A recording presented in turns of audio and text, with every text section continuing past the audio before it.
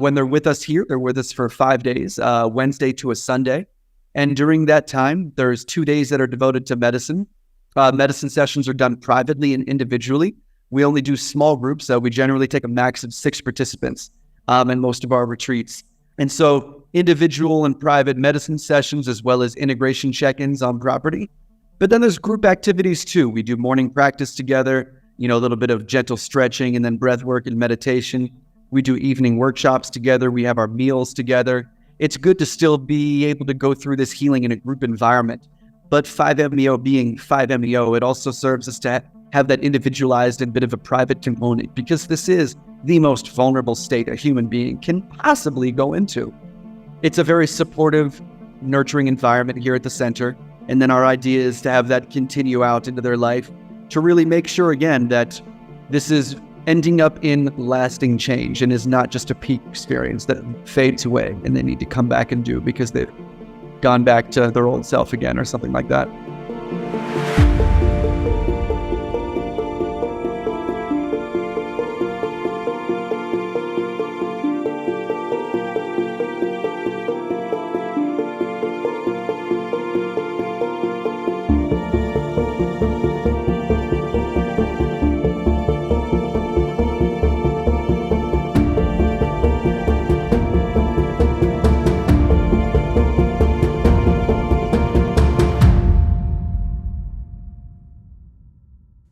Hi everyone, welcome to Psychedelic Conversations. Today I have a really cool episode with 2 of my friends in the psychedelic space. So welcome Victoria and Joël.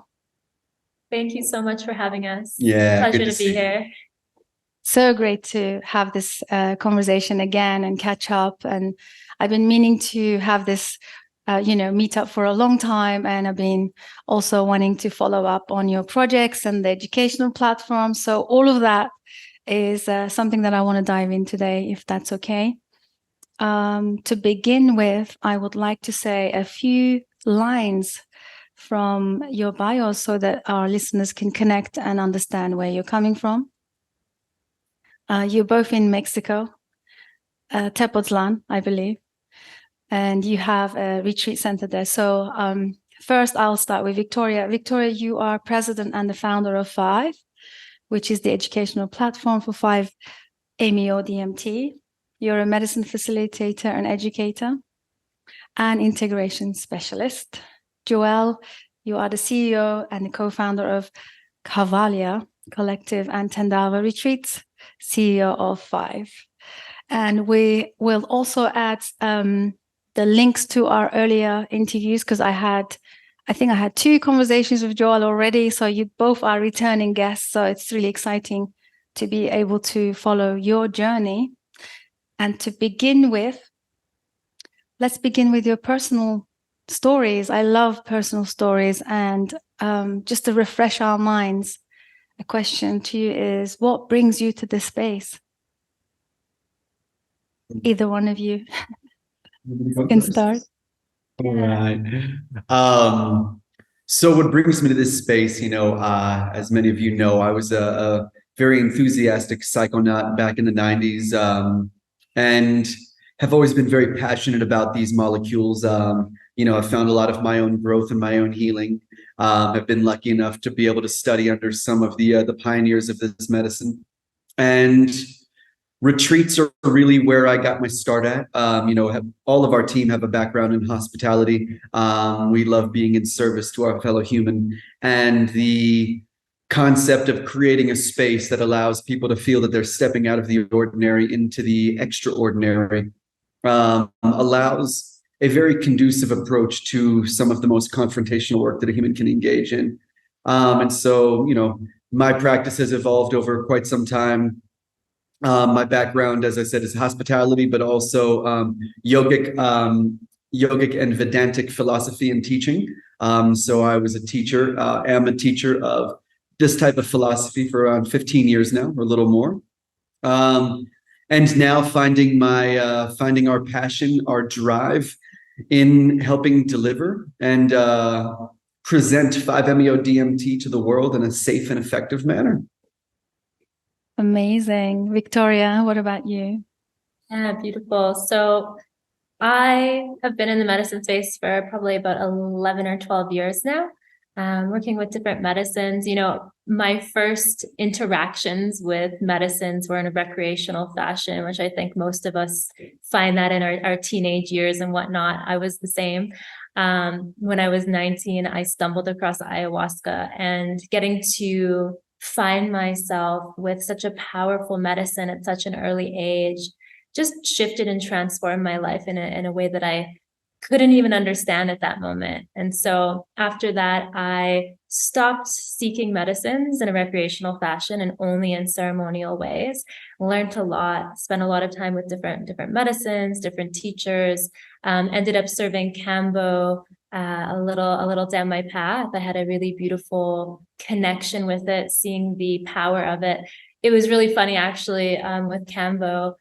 I had no desire to work with it. I went to one of those crazy retreats back before I knew that it wasn't the best thing to go to a retreat with many different medicines stacking. But during that time, Kambo, there was 3 back-to-back Kambo days there, and in that found some really profound healing. And so that was my first step in service. Was with Kambo, and then found my way to 5-MeO DMT. For many of you know, I have a background in sexual trauma, and working with the different medicines, I was able to get a lot of work done, but it wasn't until I found 5-MeO DMT where things shifted in a very profound way for me. And so after that, I was determined to dedicate myself to learning everything I could about this medicine and shepherding it out in a powerful way. So that's a little bit about my story. Thank you so much, both of you. That's really beautiful. There's something powerful about the personal stories.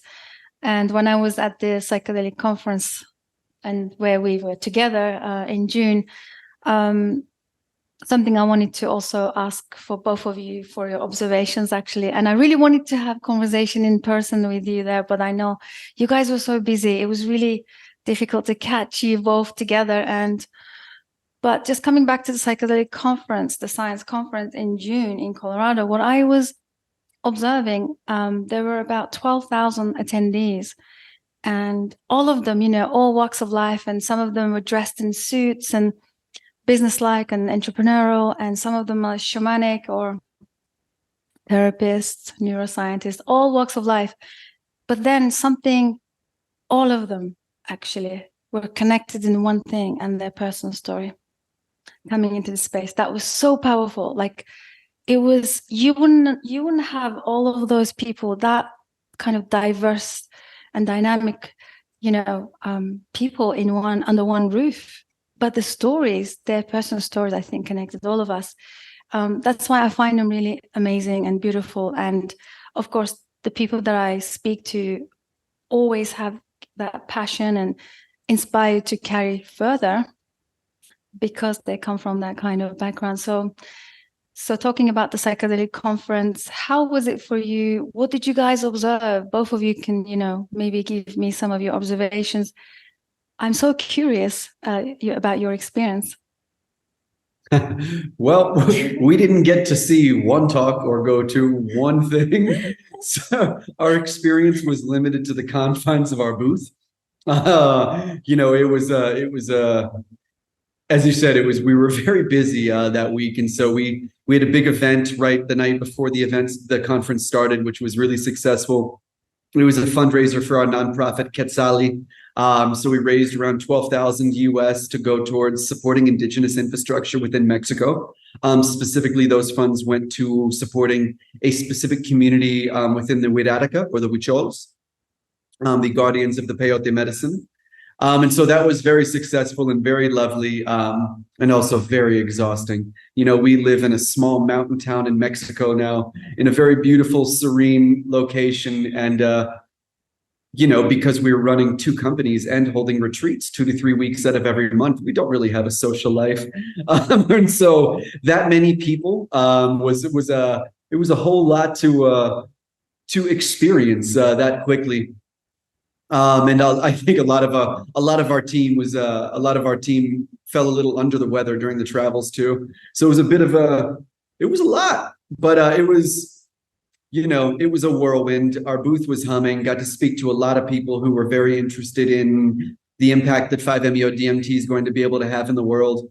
Unfortunately, like I said, we didn't get to see any of the talks. I spoke once, I was on a panel around clinics and retreat centers and the future of psychedelics. And from what I gathered, apparently retreat centers had been taking a bit of a hit in some of those panels and not getting the respect or understanding that they deserve. And so it also went to show that a lot of the inexperienced ignorance behind the psychedelic movement, a bit of it was still present. When we did our seed funding round in 2020, there was a lot of investors that were brand new to the space, quite sure of how they thought that the future of psychedelics is going to look like.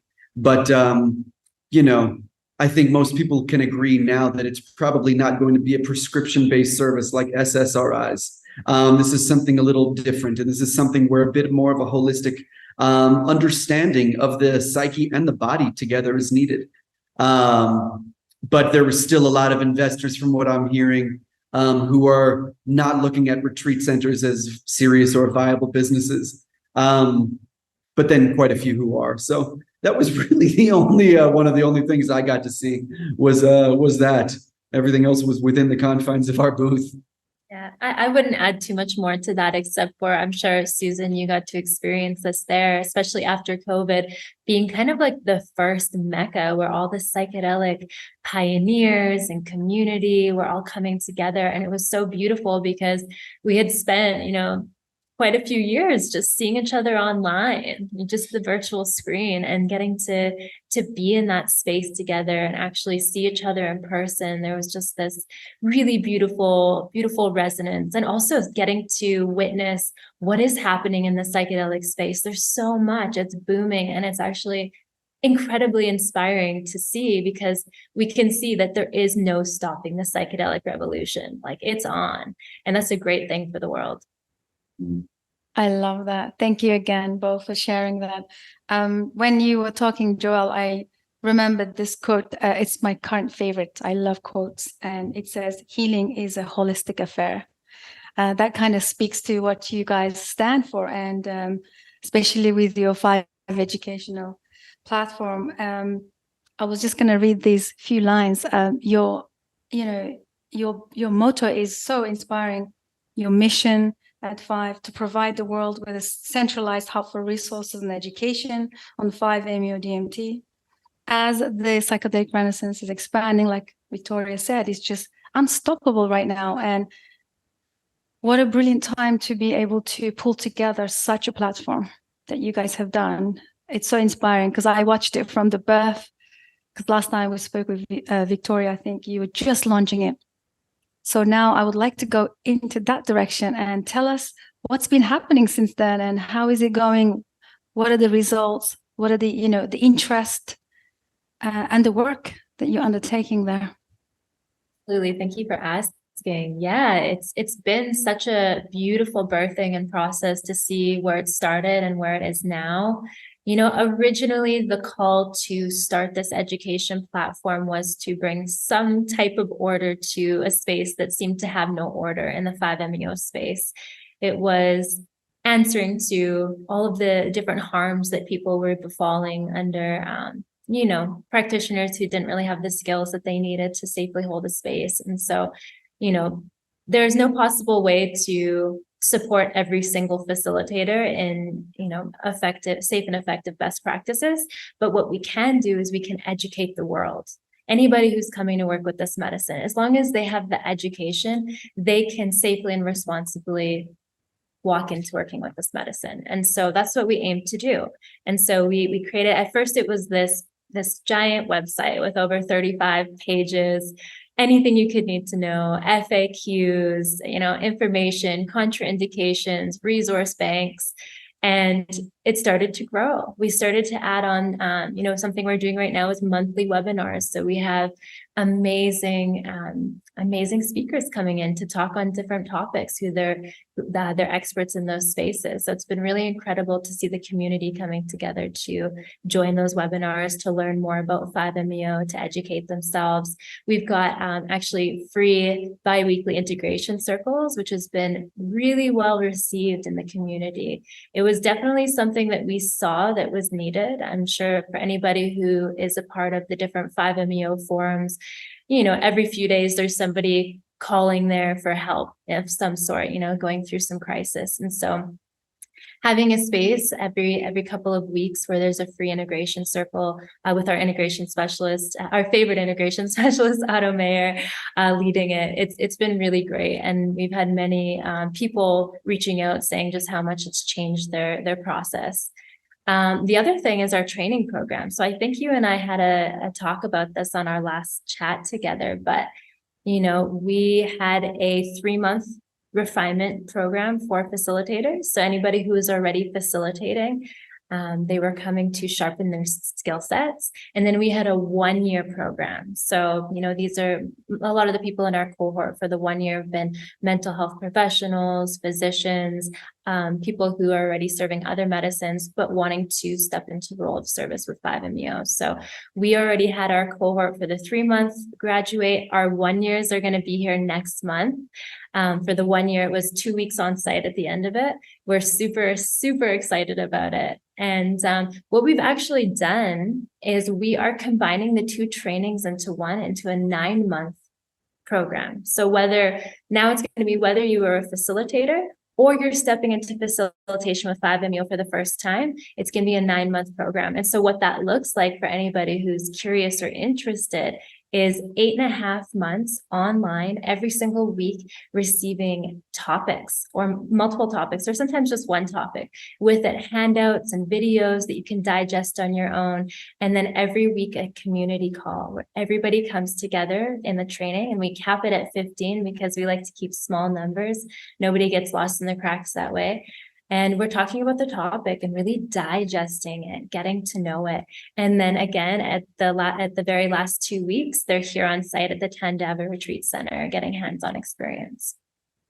And we've got an amazing group of guest teachers. We brought on over 35 additional teachers who are specialists in various fields to really be able to offer the most well-rounded understanding of the most potent molecule that we know of. This is so wonderful. So wonderful. And then 5 is, what it's doing now, and where it's going is actually growing quite beyond that. We are now engaging in research as well. So we're partnered with University College of London for an upcoming study in January, where if anyone who's listening, we still have 10 slots open, where we're taking 32 healthy volunteers to have the peak 4 to 6 minutes of the 5-MeO experience captured in a 64-point EEG set. And this will be the first usable data of its kind on the real neurological mechanisms occurring within the 5-MeO experience. And we're very thrilled about that. And as 5 is the owner of all of the IP and the protocols that we use here at the Tandava Center, we are also utilizing the Tandava Center as a data collection source, essentially, to provide 5 with further data on different outcomes for different conditions, everything from treatment-resistant depression to chronic pain and other functional neurological disorders. And so it's getting very exciting as 5 begins to move its way towards clinical trials itself and towards possible FDA approval in the US. And so 5 is moving at a very, very quick pace right now. And you guys at the forefront of all of it. So, apparently. Yeah, so amazing. For our listeners, I cannot stress enough for them to go and check it out, because we'll have all the links, the 5 platform, the website provides everything. And you're right, Victoria, it's just literally the centralized hub for the beginners, for the people that want to do the facilitation, learn. Everything is there. So for our listeners, I really, really, recommend to check it out. So the research and studies and data and moving it through the FDA approval, what do you guys see? How far in the future? What needs to be done? How can we contribute the rest of us, what needs to be happening in order to move it up as well, just like the psilocybin or the MDMA currently? So that question has a few different answers to it. And right now, as many of us know, the process through clinical trials towards FDA approval is usually at least a 7-year process to make it through phase 1, 2, and 3, and then to receive FDA approval. There are a few companies that are in phase 2 and even 2B. We have Beckley Scitech, we have GH Research as well. Once one of these companies does bring it through FDA approval, they will have 90 days to reschedule it from a Schedule 1. But, let's say if we're starting from scratch from a phase 1, we're looking at a good at least 7 years. We're looking at a few intense capital raises, but we're also feeling that we are very best suited for bringing this particular molecule forward because of our experience. One of the larger models out there right now that's on its way to phase 2 does not involve any therapeutic context. So they are looking at just a dosage protocol. Anyone coming from experience knows that this will in all likeliness be disastrous. And what worries us, when you said, what can we all do to help? What worries us is companies that are trying to quickly push 5-MeO through clinical trials without an understanding of best practices and without an understanding of the bigger picture and the nuances of 5-MeO DMT, is that they will inadvertently harm someone. And the repercussions will be irreversible in terms of us losing any chance of actually succeeding on moving this through FDA approval. And so that's a big concern of ours. Perception is very important at this stage. And if a clinical trial participant ends up having a psychotic break 8 weeks after their experience because they were not given the proper context to manage what can come up during the process of integrating a 5-MeO DMT experience, then we have just seen a huge disservice being done to the world in terms of 5-MeO having to remain an underground and kind of wild, wild west, unregulated type of experience where groups like ourselves and some of our colleagues have, had the benefit of working with these molecules for quite some time and seeing the different ways they affect people over time.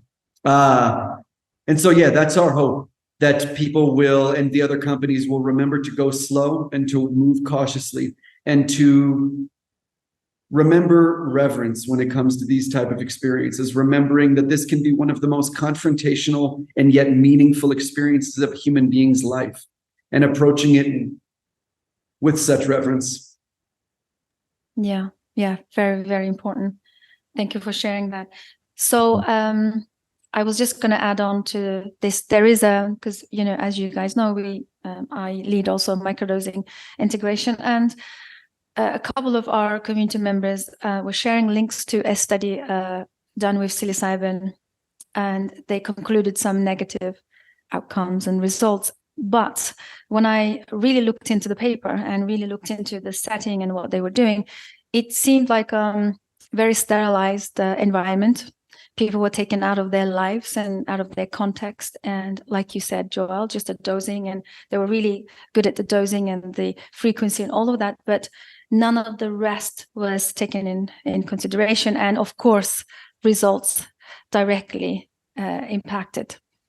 I'm hearing the same as you speak. I'm hearing the same. So that's a lot needs to be done in order to even have these studies to be accurate, and so that they can really show the real life true results of how people are doing. Because because if you look at the work of psychedelic medicines, all of us that are in the space, it's a long relationship. It's a lifelong almost relationship connection, and then there is a lot that goes in.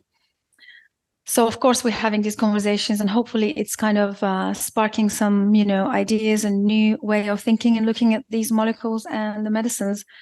What would be the ideal research study for 5-MeO, for example? So there are many ideal ones. Right now we've got a lot of anecdotal evidence to support chronic pain, very, very significant resolution to chronic pain or central nervous system disorders. Of course, there are huge shifts with depression, anxiety, huge shifts in the way a body and psyche carries and holds traumatic memories and traumatic experiences. And so this is one of those ones that if we understand how to work with the molecule as a tool rather than seeing it as a cure, and that's where, again, we get concerned with a dosage-only protocol, because these are not curative agents. We may get relief for 4 to 6 weeks, but our life will come back to us. But if we can utilize this molecule as a doorway to gaining deeper and more direct access to the deepest parts of our psyches than we are ever allowed, and then utilizing them within a container with skilled specialists and an intuitive, holistic program that is created to work at the participant's pace, then I mean, the types of research studies that can be done and kind of objectives we can move towards are limitless. For example, the research that we have coming up in January, the different research papers that'll be able to be written off that data can lead towards deeper understandings of the serotonergic uptake inhibitor system, deeper understandings of how our brain deals with inflammation, and getting to understand to a greater degree the anti-inflammatory responses we see with some of the serotonergic psychedelics. It will help us understand deeper what occurs and why a mystical experience seems to have such a significant impact on an individual's life. And I think that's one part that no one's really looking at right now in a serious way. Of course, we're looking for biomarkers of, neuroplasticity, etc. What's happening here? But there still is that elephant in the room that we can't ignore. I mean, how many surveys and questionnaires have been done where people reported that having a mystical experience was the most significant experience of their life? That says something. How can we all of a sudden feel so empowered to shift our lives in such dramatic ways and to all of a sudden overcome such serious hurdles just from having an ineffable experience that transcends the mind? What is to that? And perhaps understanding that to a deeper level is, of course, has far greater implications, in my opinion, to the human experience and to consciousness itself. But yeah, it's an exciting one for us. It's a very exciting one. Amazing. I guess, of course, the studies and the research have limitations, but it's again the only way to move it forward, and I understand that. So, but on the side, we keep doing these, data collection results, and having our own, experiences and speak of them, I guess, to push through the limitations. So, thank you for that. For our listeners, if they are tuning in for the first time and they've never heard of Five, what would be the simplistic way of explaining, like talking to an 8-year-old, for example? Because there are so many medicines out there right now in the mainstream. People are so confused. It would be amazing to have that from either of you can contribute. Yeah, I'd love to share about that. So 5-MeO DMT, the substance itself, it can be found in the human body, but it can also be found in different plants, animals. One of the most common forms that it's being used from is the bufalvarious secretion. It comes out of the parotid glands. But actually what we work with here, it's known as the pure molecule. Sometimes people call it jaguar. It's synthesized. So it's pure 5-MeO DMT. And, if you want, we can go into this later, but it's actually a much safer option. And also for the toads, of course, we don't want any more harm to come to them. So that's what we use. And the reason people are coming to 5-MeO DMT is the experience that it produces. The experience being an opening inside of us. In the peak experience of 5-MeO DMT, there is a shutdown of the default mode network, and ego dissolving. So sometimes people can have the experience of experiencing themselves without the I present, without the self. And for so many of us, it's the I, it's the self that holds on to all the patterning, all the stories, all the traumas, all the suffering. So to a moment, get to experience ourselves with all of this, without all of the things that causes us suffering, can be one of the biggest liberating experiences of freedom that we could ever have. And then coming back into the body afterwards to re-experience ourselves with the knowing that we're so much more than the stories that we carry, it really gives us a new outlook on this experience of being a human. But I also think that it's important, something to say is that full disillusion of the self isn't always what we're going for. I think a lot of the time what we see here at the retreat center is people kind of searching for that magic bullet to come and do the world's most powerful psychedelic. And maybe they have depression and that they think that one time they're gonna sit with this medicine and suddenly everything is cured. And another thing that we see here with that is coming to work through layers. So maybe somebody has some deep layers that they need to work through, and they don't have that full bliss experience, and that's completely okay. Not everybody is meant to go to a full bliss state in the first journey. Sometimes we have to address the things that cause us to suffer first, and honestly, that's where we see, I would say, some of the biggest transformation and healing with 5-MeO.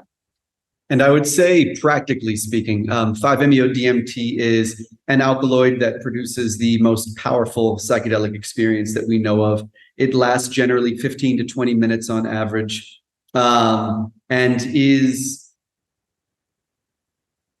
what separates it from all other psychedelics is, like Victoria was saying, instead of where we take something and we go on a journey, it's that sense of subjective self that falls away. So it's quite a different experience than any other psychedelic.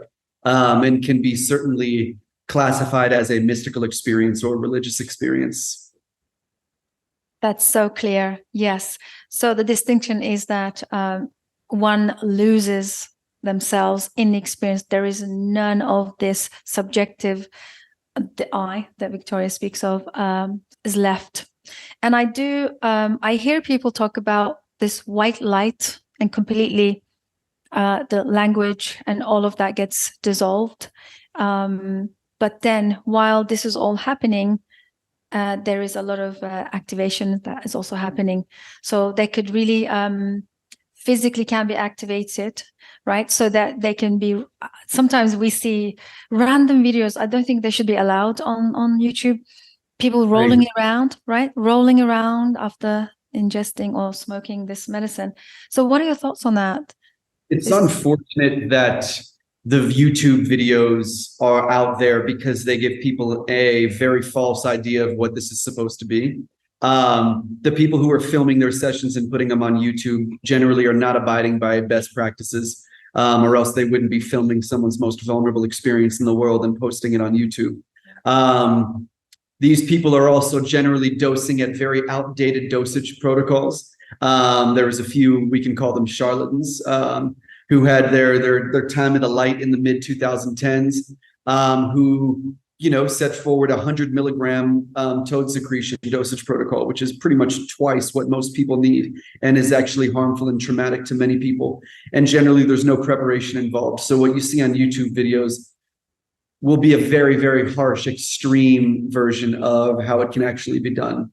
But yes, as you said, there we can go completely unconscious or super conscious in this experience, to where the body can lose control, and it can look like a bit of an exorcism or even look like a seizure. And that's why this medicine should never be done by yourself. There should always be trained, experienced facilitators serving this medicine without any exceptions.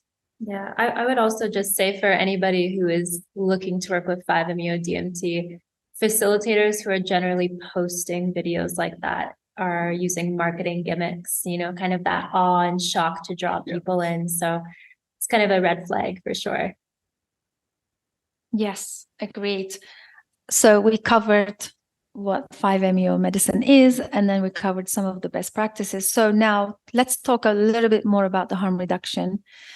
I can do a whole one session on this, honestly, like a one whole podcast just on the harm reduction, specifically when it comes to 5-MeO. I guess this goes back to what Joël said.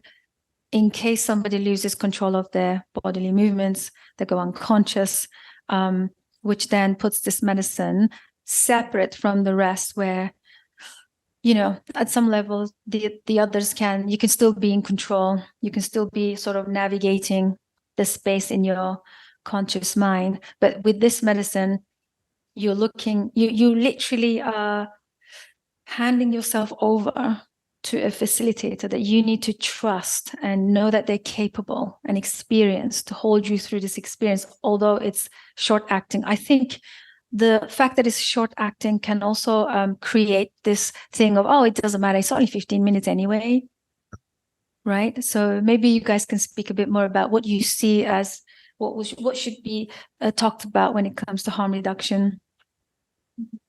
I would say that there's like definitely a few main topics. One thing that we definitely want to be responsible. We're responsible for human life here as facilitators. So we want to make sure that we are not killing anybody. So we're screening. So something to definitely look for in screening is that it's not a verbal screening, it's a written screening. It's so easy for important information to get lost in the cracks when it's coming through a verbal screening. So if you're looking to go and work with this medicine, please make sure that your facilitator is thoroughly screening you with a written screening process.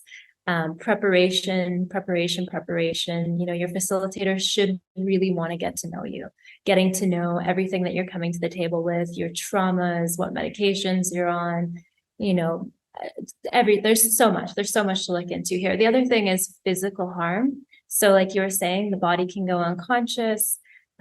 People could roll around, their heads could get hit, asphyxiation, sometimes people purge. So making sure that facilitators are first aid certified, that they know how to do CPR. And then the other thing that we need to think about too, that a lot of people don't, I think, bring their awareness to is the instability that can come afterwards with this medicine. It is a powerful tool for catharsis, and it can bring everything up to the surface. A lot of it can be released in the session, but we see it almost like the process starting when people leave the mat. So the process is like full on. Oftentimes people are feeling a lot coming up, emotions, memories, different experiences. And so people can feel pretty unstable. This is one reason that we have a multi-day retreat. They were in people's processes. We're not just piping them, bringing everything up and sending them home. We're in their process with them. So yeah, there's definitely different things to think about as a facilitator here. Yeah, this is great. So for instance, if somebody come to you for your retreats, what does that look like? What's the whole, just a few steps for us to give us a picture of what does it look like, the whole process? So first, they have a discovery call with someone on our team, just so they can have any questions they had answered, just so our team can feel out if they're a good fit for coming to do a stay here. Getting to give them a layout of what the whole experience is like and make sure that they know what they're signing up for. And then medical and psychological screening and intake, making sure that we are not going to inadvertently harm them in any way by giving them the substance. And then we begin the preparatory process. So we do a few weeks of prep first remotely via Zoom, getting to dive into their process, helping them narrow in on an intention, seeing what they're looking to get out of all this and how they want this experience to reflect in their daily life in the days, weeks, months, and even years to come. Also addressing fears, looking into potential challenges that may arise and setting a bit of a plan on how we may navigate them. When they're with us here, they're with us for 5 days, Wednesday to a Sunday. And during that time, there's 2 days that are devoted to medicine. Medicine sessions are done privately and individually. We only do small groups. We generally take a max of 6 participants at most of our retreats. And so individual and private medicine sessions, as well as integration check-ins on property. But then there's group activities too. We do morning practice together, a little bit of gentle stretching and then breath work and meditation. We do evening workshops together. We have our meals together. It's good to still be able to go through this healing in a group environment. But 5-MeO being 5-MeO, it also serves us to have that individualized and bit of a private component, because this is the most vulnerable state a human being can possibly go into. And so, everything else here is created to support the process, a good combination of ancient practices and modern therapeutic modalities, using things like neurofeedback and biofeedback, but then things like traditional temescal, sweat lodge, run by a local temescalero, different practices that are all really worked around nurturing that new neural growth, those new patterns that were being formed. So continually operating a bit outside of the known and outside of the comfort zone during the stay, but at the same time, making everything as comfortably as humanly possible and as nurturing as possible. It's a very supportive, nurturing environment here at the center. And then our idea is to have that continue out into their life. So that each participant's assigned an integration specialist from our team, who they would then work with for 4 weeks after the retreat, to really make sure, again, that this is ending up in lasting change and is not just a peak experience that fades away and they need to come back and do because they've gone back to their old self again or something like that. Yeah. What are your thoughts? Why does that happen? Why do people take all these powerful medicines and then go back to the default, the usual conditioning? If we want to go through the scientific reasoning or the neurological reasoning, the neuroplasticity that is afforded with serotonergic psychedelic use, of course, yes, it creates those new neural patterns, those new pathways or dendrite growths. Except if we don't do anything with them, they'll fall away after 4 to 6 weeks. They will literally break down.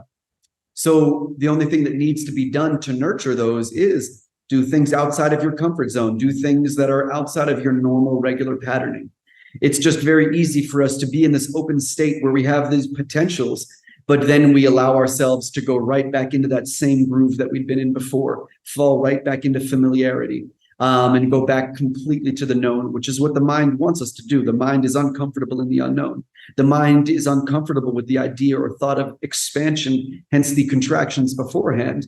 But if we allow ourselves to be held and help navigate through that's what we need to do to really make sure that this lasts and continues to change. We want to honor this as a process rather than a one-time event that cures or shifts something within us. This is a process in which we can engage with it for as long as we choose to find those resulting or those desired results. I would also just add the education piece around what integration is being so important. Yeah. We get people here at the center who've been to, multiple ayahuasca retreats and psilocybin retreats, and they've literally never been explained what integration even is. So they didn't even do it. Integration wasn't provided to them, so they didn't do it. And so one of the things that we do here is on one of the evenings, we have about a 2-hour workshop on what integration is and what to do with it. And then we give them the integration, and it's not even an option, like it's included in their package. So, education is definitely important. Something that we notice after we do that workshop is every single workshop, there's people asking to take pictures of the things that we brought up. There's an inspiration inside of them to want to have change in their lives, and they now have the tools to be able to do it. So I do think that there's a big importance on any facilitator, no matter what medicine we're working with, in educating our participants on integration and how to move forward. And for facilitators, essentially just teaming up with integration specialists, making it a part of the process. The more we can move away from the event-driven shift and move towards the concept of the process, the more we are able to honor our own human nature and our own evolution and actually engage in this effectively. And so it is I feel of utmost importance for all facilitators who are not simultaneously mental health therapists to be teaming up with integration specialists and making that part of not just, hey, if you need help afterwards, we've got integration support. The idea of integration support as damage control is BS. It is absolutely antiquated information. It's what a lot of us thought many, many years ago, so this isn't damage control. This is benefit optimization. This is taking something and honoring it as a process. And so therefore engaging in it beyond when the not so subtle elements of the process are over. It is allowing us to tap back into the subtle aspects of our everyday life and to work in the beyond mind experiences we've just had and allow them to make sense.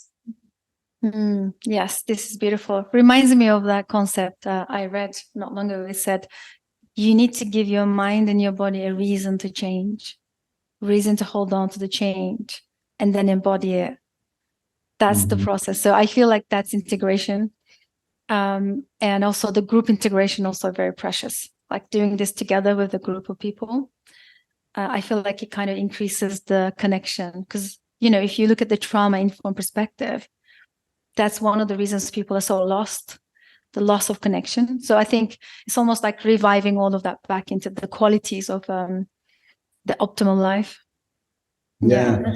If we're coming to do this work to work into some wounds, let's say I'm suffering from significant trauma, and let's say, because of that trauma, a good portion of me has been numbed to stimulus for a long time, and then all of a sudden beginning to crack in there and starting to feel a whole lot of things that my psyche has not allowed me or protected me from feeling.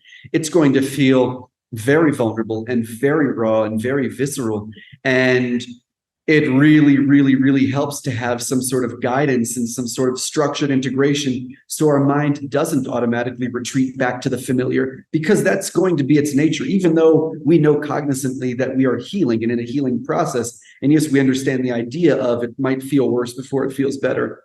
Integration is where we have a framework or a geography to navigate that so we don't just run back home. Yeah, that's so beautiful. That is so beautiful. Okay, so we covered a lot of ground here. And as we're coming to the end of our conversation, there's a couple of things I wanted to touch on, if that's okay. And one of them, can 5-MeO medicine be microdosed? People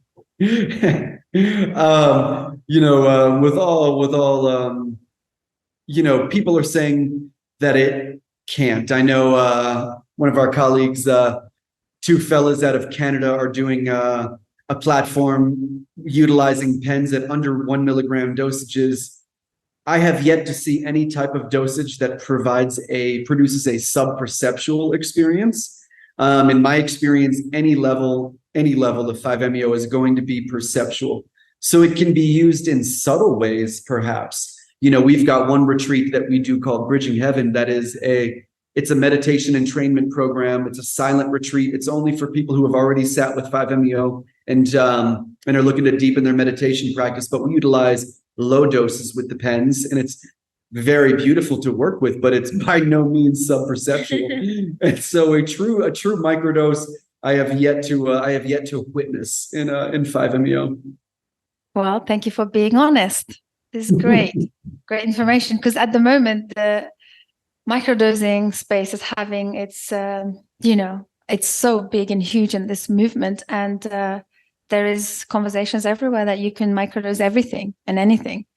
So yeah, to counter that, I think, one of these medicines would be 5-MeO to kind of separate, even at the low doses. I think I want to tie that in with the sensitivity threshold. Joël, maybe is that what you guys talk about? Because some people are so sensitive, even the microdose is a massive full-blown experience for them.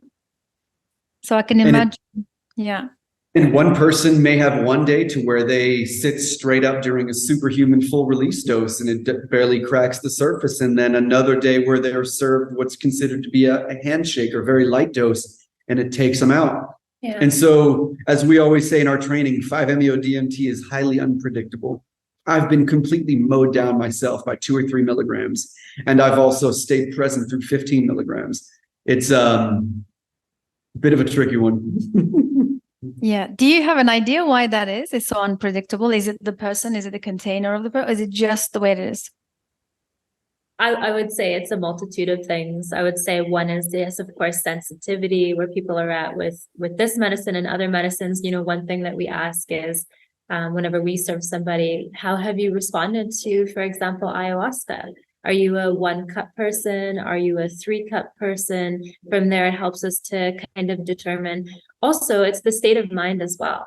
Like I've noticed for myself, if I am in a moment of my life where things are quite calm and peaceful, and I'm in a space where, there's just opening, I can take a very small dose and go all the way, versus if I'm in a moment in my life where I'm super busy on the back end from morning to night, on the computer and having to think a lot in my left brain, then my ego is like holding on and it doesn't want to let go. So those are definitely a few things. Yeah, that's very helpful indeed. So can we, is there anything that's you guys are burning to share? Have we left anything, or is there anything that you'd like to share with our listeners before we can go to our last closing conversation? I don't think so. Yeah, we covered quite a lot. So a lot to think about. So now I wanted to ask you guys, what are you working currently, your current projects, future projects? I know you mentioned about collaborating with the studies and research data and all of that, but is there anything exciting happening for you? And how is the unfolding of your expansion as leaders in the space, as a person, as your individual progresses? I mean, I can't even comprehend what this level of work can do to one, the individual, the psyche, and the progress and the elevation of consciousness. So you can maybe say a few things on that, but then future and current projects. Oh, yes. Future and current. We are very excited to be looking into more research as we advance. As I had mentioned, we've been shifting our operations at Tandava Retreats into more data collection. And so this data will be able to be used as real world evidence to be proving cases to the FDA, etc. We are currently launching our next capital raise, which we're hoping to wrap up at Wonderland next week. And so this next round of funding is going towards our expansion, towards bringing on, or towards allowing us to better store and track, analyze, and utilize and leverage the data we are collecting to further understand the mechanisms behind this powerful experience, and to better be able to serve the public as we utilize this evidence that we're gathering to further improve and evolve our protocols that are then used at the on-site spaces as well. And so our aim is within the next 7 years to be opening mental health clinics, holistic mental health clinics within the US, and offering 5-MeO DMT in a multi-day container, multi-week container, but they'll be with us at least for a few days on site. Yes, very powerful. Also, do you agree that, having such biblical event like pandemic, from a therapy perspective, we always say that there's a consequence to those kind of events, and usually we'll probably experience the real effects about 4 to 5 years after the event has happened. Do you guys also see that the landscape of the clients are changing, even in the UK? Because the UK is a very reserved country, and the landscape of the clients and the people that are seeking this medicine are really changing. Before, it would be people who are really call themselves the psychonaut, and they're exploring all different kinds, and they call themselves free thinkers. And now we have mothers, we have young adults who are enraged and suicidal and all those kind of mental health challenges. So I think it's so timely and needed. So I want to thank you, both of you, thinking for the future to create these clinics and to just, provide what is necessary to take us and carry us further. I think we're heading into more intense times. I don't want to be negative, but I think it's very obvious we are. So this is wonderful. And Victoria, one last thing from you. If there's any words of wisdom, anything that you would like to leave our listeners with, and also where can they find you? Words of wisdom. Okay. Yeah, there's a quote that's popping up for me. The world is giving you exactly what you need in any given moment.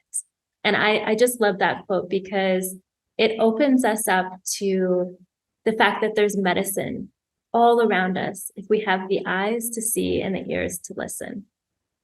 And where people can find us is our education website is five-meo.education. And our retreats are tandavaretreats.com. Wonderful. And we'll add all the links again in the show notes for people who are actually visiting our YouTube to see you. And some of our listeners are listening on Spotify, so they hear it and then they go and check it out. So we'll have everything in the show notes. Guys, thank you so much. I cannot thank you enough. And it's always a pleasure having you with us and looking forward to witness the unfolding. Thank you. Thank you for having us, Susan. Thanks for having us. Thank you. And thank you everybody for joining us. Hope you guys enjoyed this conversation, and please do comment, share your experiences, ask your questions, get in touch with Victoria and Joël for anything. Don't be shy, and I'll see you guys on the next one. Bye for now.